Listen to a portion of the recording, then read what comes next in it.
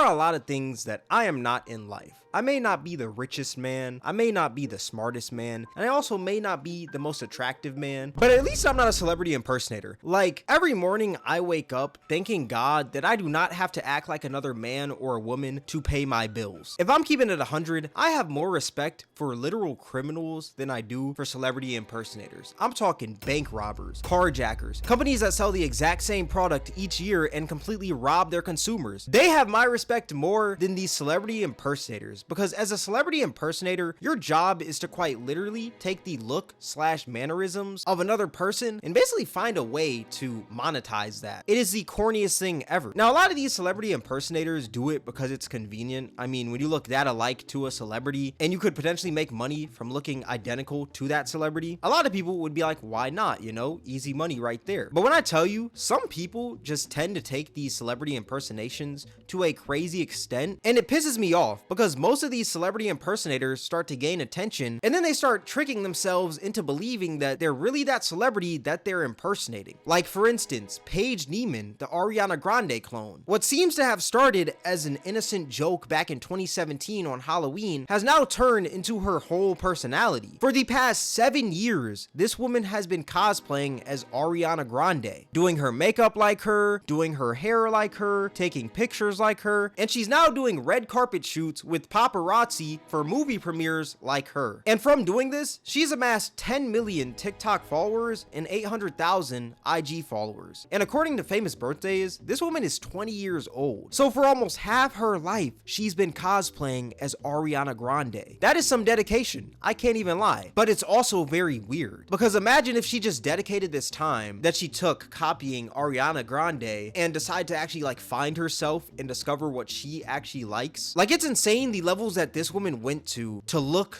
/ act like another person. I promise you, it'd be so much easier for this woman to just be herself. But see, the thing is, there is no money and clout from just being yourself. And that's why this woman decided to be Ariana Grande out of all people. I mean, she's one of the top celebrities right now. If you go into public and just say Ariana Grande, I'm gonna say that 95% of people are gonna know who that is. So it makes sense to why she's doing this, but like I said, it's just very weird. And you know, since she's a celebrity impersonator, she's gotta diversify the income a bit. Online money comes and goes, especially if you're over here acting like another person. So one of the ways she decided to maximize this attention that she has currently from looking like Ariana is by starting an OnlyFans. It's already weird enough that you're out here copying everything Ariana Grande does, and now you're using that leverage that you have from looking like her to sell adult content. That's absolutely disgusting. Look, I may not be Ariana, but I do look like her, and we both have Yetis, so you can check them out for like $13 a month. Like, come on, check out the OnlyFans, link in the bio. Like, what? Like, I'm no lawyer or anything, right? But this has to be illegal in some way, shape, or form. And if not, then it's probably because she's using her real name, Paige Neiman, on like most of her socials rather than Ariana Grande's name. But it's still pretty weird. Like, people say that I look like Duke Dennis all the time, right? I always get that when I'm out in public. So imagine if I started acting like Duke Dennis, started dressing like Duke Dennis, and just started doing everything like Duke Dennis and just copied this entire lifestyle. Y'all would call me crazy and a weirdo. And that's exactly what this woman is doing. Like, that isn't even an impersonation anymore. That is just straight up obsession. This woman is obsessed with Ariana. And I think it's more that she's obsessed with Ariana's lifestyle and the clout that she gets from acting like Ariana than she is from just like looking identical to her, if that makes any sense. What's also funny is Paige Neiman did this Q&A with this website, Famous Birthdays, and one of the questions she was asked was, what's the most challenging aspects of social media? And her answer was the toxicity. What do you find the most challenging about social media in today's world?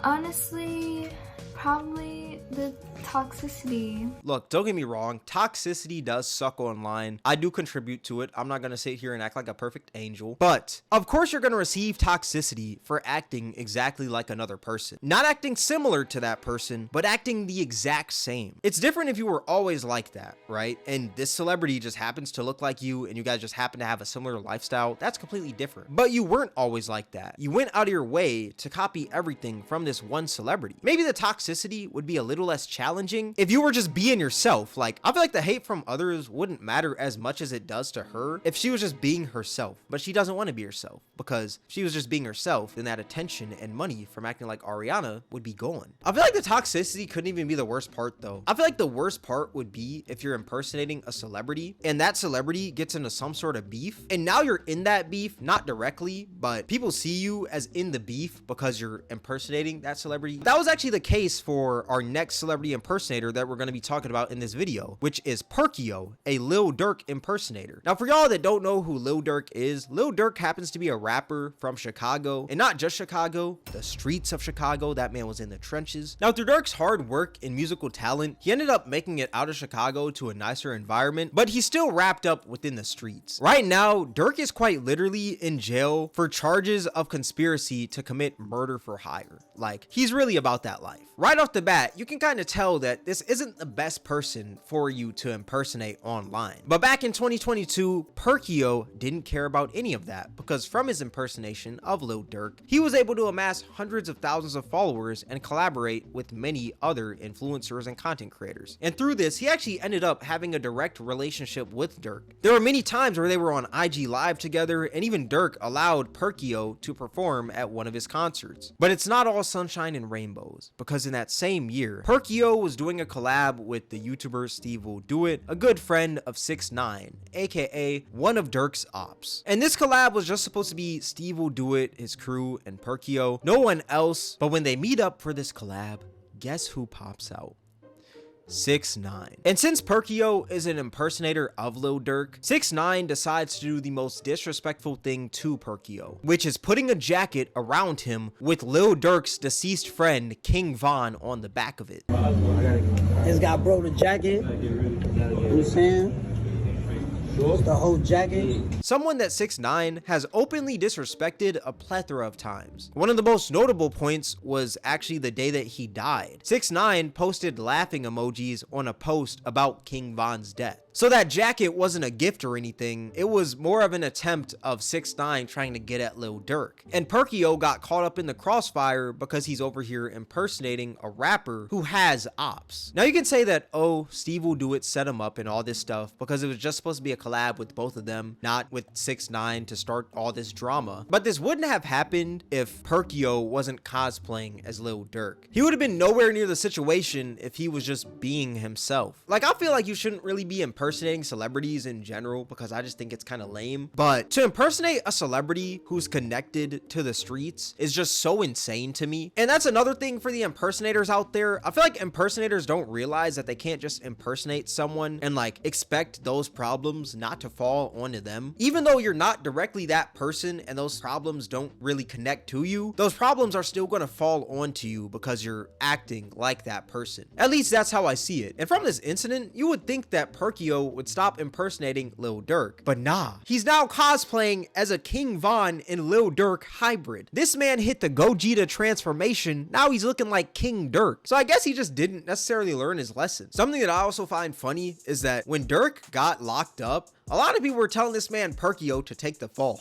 Like, another celebrity impersonator that I want to talk about in this video is the generational Drake meat rider, Izzy Drake. Now, there are many Drake impersonators out there, but this one might just be the most cringe. If you thought Perkio's story was crazy, just wait until you hear the story about Izzy Drake. This man had Drake's meat lodged down his throat. Pause. Now, he came up around the same time as Perkio back in 2022, and the way that he came up is by looking very identical to Drake, and I say identical in quotes because this man looked more like French Montana. This man had the heart haircut, he was repping OVO, he was also from Toronto, and he was going around basically mooching off the fact that he kind of looks like Drake. And it was low-key working. I mean, the man was apparently getting paid $5,000 to do shows since people couldn't afford to get the real Drake, according to his No Jumper interview. Yes, you heard that correctly. This man got a No Jumper interview.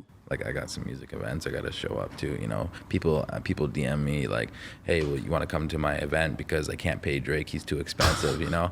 I'll pay you $5,000. I'll pay, like, you know, like that much, just $5,000 just to show up, you know. They pay my Airbnb, they pay non-exploitative flight, you know, they hook it all up. So we're gonna take a quick detour from this like whole topic, but I feel like the fall off of No Jumper has been pretty crazy. You're telling me that they went from having like some of the craziest underground artists like X, Juice, Lil Peep, and all these people on their podcast to having the fake Drake? Like that, man, No Jumper, y'all gotta step it up. Y'all gotta have me on there next. But yeah, this man was pretty much just a huge Drake glazer. This guy even started making music, and it was high-key bunions. This man made a song that was a letter to Drake. Like, how much of a glazer do you have to be to write a letter in a song to Drake, the man that you are impersonating? It's just a letter for all the things that I meant to tell you.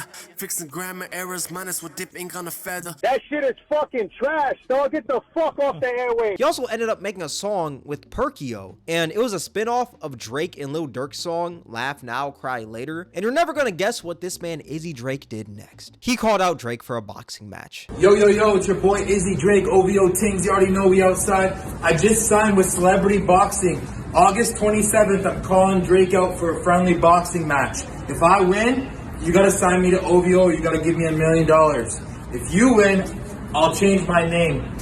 It's an OVO thing, you already know. This man said, sign me to OVO or give me $1 million if I win. And if the real Drake wins, Izzy Drake has to change his name. That is a bigger scam than the Luca trade. And also, what I don't understand is how are you gonna ask the person that you're mooching off of, the person that you're impersonating, to box? If it wasn't for that man, you wouldn't even have a career. You are quite literally making a living off of acting like this man. And the best idea that you had was to call him out for a boxing match. I feel like everyone who knows that they're going to fall off one day, and when I mean fall off quickly, they always root to calling people out for boxing matches, and it's always the people that they know are not going to box them. Now, you could probably already tell this man's story didn't end like Perkio. This man never really like got to do anything with Drake, but he did get on a phone call with Drake.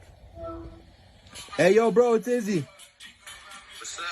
Yo, that was hard, bro. Congratulations on the drop. It's an OVO team. Much love. Are we still dropping? Yes, sir. Bro, it's big OVO things. You already know. I completely lied to you. That was a fake phone call with Drake. He also made a fake cease and desist from OVO. And he also got kicked out of a club for acting like Drake. But Drake can't be there, so now he got to go. Security, get his ass up out of here now.